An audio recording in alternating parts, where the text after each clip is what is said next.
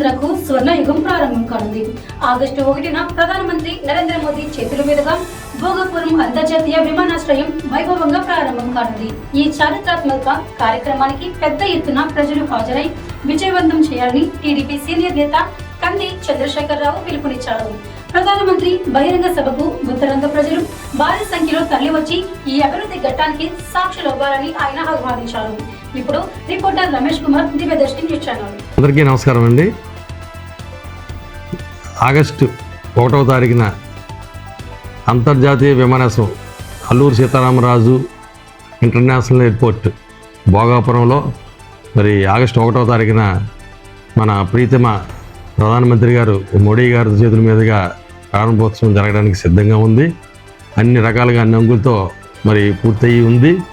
దానికి ముఖ్య కారకులైనటువంటి మరి చంద్రబాబు నాయుడు గారు కానివ్వండి, ముఖ్యమంత్రి గారు, అలాగే ఉప ముఖ్యమంత్రి గారు పవన్ కళ్యాణ్ గారు, అదే ఎప్పటికప్పుడు పర్యవేక్షణ చేస్తూ త్వరితగతిగా చేయడానికి కారకులైనటువంటి మన యువ నాయకులు లోకేష్ గారు, అదేవిధంగా ఏవియేషన్ మినిస్టర్ మన కింజరపు రామ్మోహన్ నాయుడు గారు అందరూ కూడా కృషి ఫలితంగా అనుకున్న టైంకి కంప్లీట్ చేసి మరి 1వ తారీఖు ఆగస్టున ముఖ్యమంత్రి గారితో, అలాగే విధంగా పవన్ కళ్యాణ్ గారు మరి ప్రధానమంత్రి చేతుల మీద ఓపెన్ అయ్యే విధంగా కూడా చేయడం జరిగింది.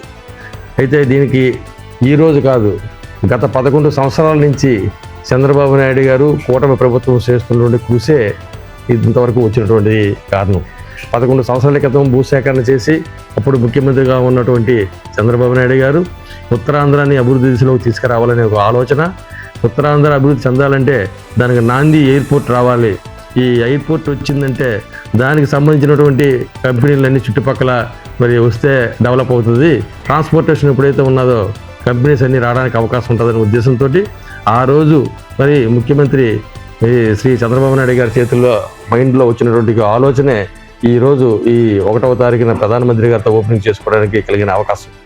మరి అయితే ఆ రోజు భూసేకరణ చేసిన తర్వాత మరి గొడ్డల పార్టీ వచ్చిన తర్వాత గొడ్డల వేటికి ఏలినాడు శని 7 సంవత్సరాలు ఉంటే 5 సంవత్సరాలు కూడా ఈ శని రావడం వల్ల మరి ఒక్క ఇంచు కూడా కదలకన్నా ఎయిర్పోర్ట్ అక్కడే ఆగిపోయిన పరిస్థితి. ఆ పరిస్థితుల్లో వచ్చినటువంటి ప్రతిపక్ష నాయకుడు, ఆ రోజు ప్రతిపక్ష నాయకుడిగా శంకుస్థాపన చేసినటువంటి చంద్రబాబు గారు చేస్తే ఆయన వచ్చి మరి ఎర్ర బస్సు తిరగని దగ్గర ఈరోజు ఎయిర్ బస్సు ఏంటి అని చెప్పి ఆయన చెప్పడం, అదేవిధంగా మళ్ళీ 3 సంవత్సరాల్లో మన అందరి గవర్నమెంట్ వస్తే మీ రైతులందరికీ కూడా మీ భూములు మీకు ఇచ్చేస్తానని చెప్పి ఆయన వాగ్దానం చేసి అక్కడ మీటింగ్ పెట్టి మళ్ళీ తదనంతరం ఆయన అధికారంలోకి వచ్చిన తర్వాత రెండోసారి శంకుస్థాపన చేసి అక్కడే దాన్ని విడిచిపెట్టినటువంటి జగన్మోహన్ రెడ్డి గారు చేసినటువంటి గొడ్డల పార్టీ చేసినటువంటి కార్యక్రమం.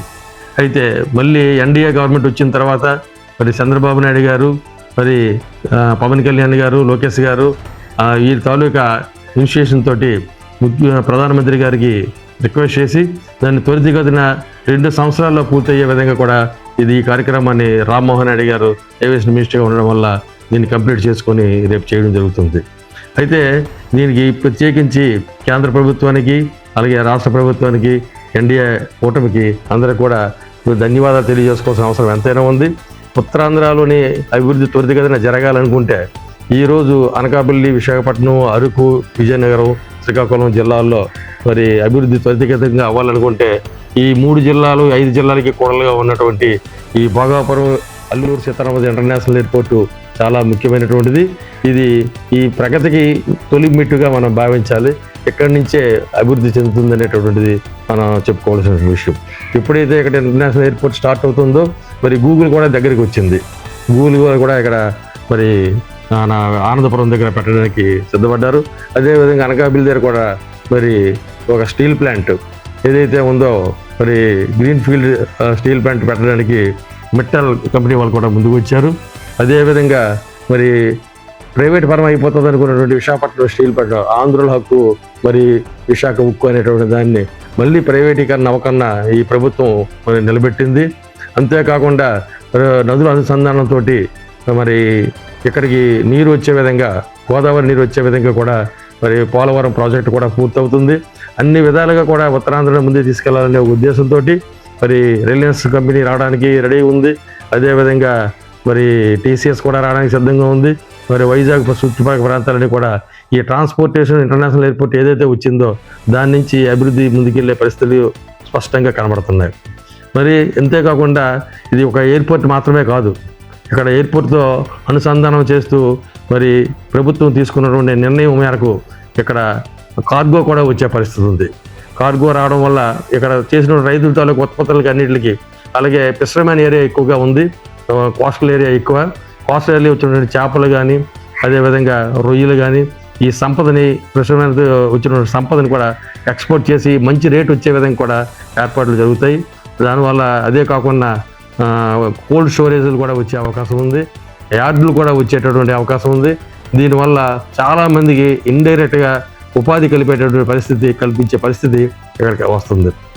అంతేకాకుండా మరి అశోక్ గజపతిరాజు గారు, గోవా గవర్నర్ గారు, ఆయన ఇచ్చినటువంటి 130 ఎకరాలు అన్నవరం దగ్గర ఇచ్చినటువంటి స్థలంతో ఏసియన్ యూనివర్సిటీ, ఏదైతే ఏషియాలో కూడా ఎక్కడ లేనటువంటి మన ఒక యూనివర్సిటీని పెట్టి దానిలో ఈ ఎయిర్పోర్ట్కి సంబంధించినటువంటి ట్రైనింగ్ కానీ అదేవిధంగా రిపేర్స్ కానీ మొత్తం ఇంజనీరింగ్ సిస్టమ్ అంతా కూడా వచ్చే విధంగా ఒక యూనివర్సిటీని ఏర్పాటు చేయడానికి కూడా ఇక్కడ ప్రయత్నాలు జరుగుతున్నాయి. అదే కాకుండా ఎంఆర్ఓ మెయింటెనెన్స్ ఏదైతే ఉందో అది కూడా చేయడానికి సిద్ధంగా ఉన్నారు. అదే కాకుండా ఈ ఆయిల్ ఫిల్లింగ్ స్టేషన్ కూడా ఇక్కడికి వస్తుంది. అన్ని విధాలుగా వచ్చినట్లయితే మరి ఇక్కడ ఇది ఒక ఉత్తరాంధ్రకే కాదు, ఈ కార్గో రావడం వల్ల ఒరిస్సాలో 75%, అదేవిధంగా ఛత్తీస్గఢ్ స్టేట్ అందరికి కూడా ఈ కార్గో ఉపయోగపడే పరిస్థితి ఉంది. మరి ఈ 3 రాష్ట్రాలకి కూడా అయ్యే పరిస్థితి కూడా ఉంది. ప్రస్తుతం అయితే ఒక సంవత్సరంలో ఒక 40 లక్షల మంది ప్రయాణికులు ఈ ఎయిర్పోర్ట్ ద్వారా వెళ్తారనేటువంటి అంచనా ఉంది. ఇదే 5 సంవత్సరాల్లో 4 కోట్లు పెరిగే అవకాశం ఉన్నట్లుగా ఈ నిపుణులందరూ అంచనా వేస్తున్నారు. ఆ విధంగా డెవలప్ అయినట్లయితే రాబోయే రోజుల్లో 5 సంవత్సరాల్లో ఇక్కడ మరి ఏ విధంగా పరిస్థితి ఉంటుంది, అంత బాగా అభివృద్ధి చెందుతుందని చెప్పలేని పరిస్థితి. అంత బాగా చేస్తున్నందుకు ప్రత్యేకించి మరి ఈ కూటమి ప్రభుత్వానికి ప్రధానమంత్రి గారికి కానీ మరి ముఖ్యమంత్రి గారు కానీ పవన్ కళ్యాణ్ గారు, లోకేష్ గారు కూడా ప్రత్యేక ధన్యవాదాలు మా ఉత్తరాంధ్ర తరఫున మేము తెలియజేసుకుంటూ మరి ఆహ్వానం పలుకుతూ మరి లోకల్గా కూడా రామ్మోహన్ నాయుడు గారు ఏవియేషన్ మంత్రి, ఏదైతే అశోక్ గారు ఏవియేషన్ మంత్రిగా ఉండేటప్పుడు దీన్ని శాంక్షన్ చేసారో మరి రామ్మోహన్ రాజు గారు, మన చంద్ర రామ్మోహన్ నాయుడు గారు కూడా మరి ఏవియేషన్ మంత్రిగా ఉండి దాన్ని పూర్తి చేసేటువంటిది ఆయన కూడా ధన్యవాదాలు తెలియజేసుకుంటూ మరి ఈ అవకాశం ఇచ్చిన వాళ్ళకి అందరూ కూడా మరి ఉత్తరాంధ్ర అందరం కూడా రుణపడి ఉంటామని తెలియజేసుకుంటూ నమస్కారం.